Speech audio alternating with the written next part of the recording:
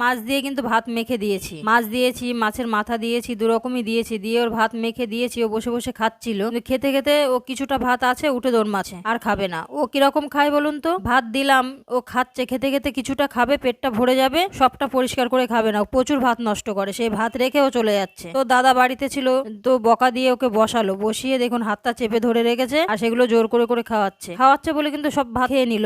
ও অনেকটা ভাত রেখে চলে যাচ্ছিল, দাদা ছিল বলে, নাইলে ওরকমই চলে যেত। তো দাদা বাড়ি ছিল বলে এসে বক বক করছে আর ওই ভাত খাইয়ে দিচ্ছে। মাছের মাথাও নেয়, মাছের মাথা খেতে খুব ভালোবাসে, তরকারিতে মাছের মাথা দিলে সে মাথাটা ওকে দিতেই হবে, এরকম করেও। তো ওকে দিই, কিন্তু সেটা কিন্তু পরিষ্কার করে খেতে পারে না, যে একটু ভেঙে ভেঙে ভালো করে খাবে সেটা খেতে পারে না। তো ওই মাছটাও ভালো করে খাইয়ে দিচ্ছে। তা দেখুন আর থাকবে না, অনেকক্ষণ ধরে বুঝিয়ে শুনিয়ে রেখে খাইয়ে দিল, আর থাকবে না। এবার এই যে গিলাসে জলটা খাচ্ছে, এবার ও উঠে যাবেই, আর রাখা যাবে না। তবুও দাদা ছিল বলে আজকে ভাতগুলো সব খাইয়ে দিল, নাইলেও দাদা বাড়িতে না থাকলেও ভাতগুলো নষ্টই করে চলে যায়। কি করবো, ওরকম রেখে চলে যায়। আমি বকাবকি করি কিন্তু খায় না। তাও ওই দেখুন আমি বকছি তো আমার দিকে তাকাচ্ছে, আমি বকাবকি করি বলি, তাও খায় না, জোর করে খাইয়ে দিলে তবেই খায়।